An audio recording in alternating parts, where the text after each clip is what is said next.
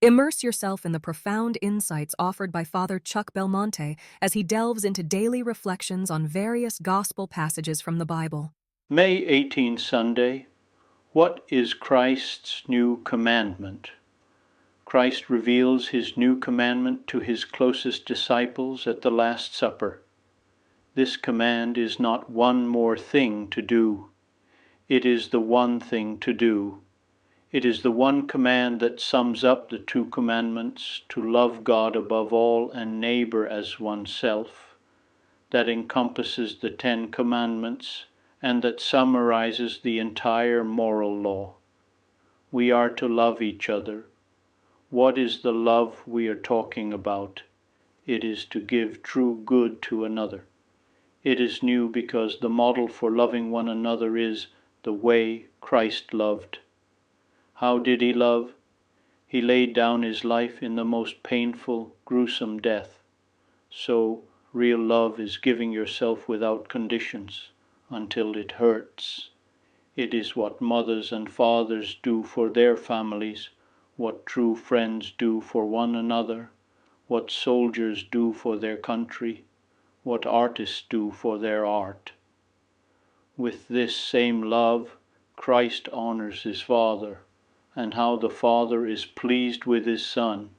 So we can summarize the entire moral law and the entire mode of living of a follower of Christ in this new commandment. Love one another with a sacrificial love, doing the right thing for another, acting for another person's true good is often hard because we are selfish, pleasure-seeking, weak, angry, indifferent, and more. We might think of heaven as a place of great beauty and happiness of every kind. It is that. But it is the place where love dwells. Practical application. To live the new commandment, we must know first what is a loving thing. Usually this is obvious. If your child is sick, you take care of him. If your elderly neighbor is struggling to carry something, you offer to help her. Some people are experts at making other people happy by giving of themselves. However, sometimes it is hard to know what the right thing to do is. Should I quit my job because it is hurting my family life? Should I move somewhere else for the sake of my family? What profession should I choose to best serve others? So to love, we need prudence and justice. Justice is giving others what you owe them, and Christ is saying we owe each other love. Prudence is sound decision-making. The second part of living the new commandment is making the sacrifice. Doing the true good of the other will cost us a tiny amount or a great deal. This is where the virtues of temperance and fortitude are vital. Temperance is the habit by which we postpone or forego some pleasure for a good reason.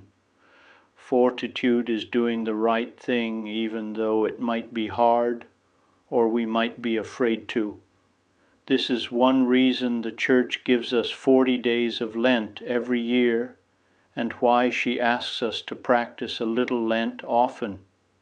If love is the game, then the ascetical life is the training, calisthenics, coaching, and practice sessions we need to play that game.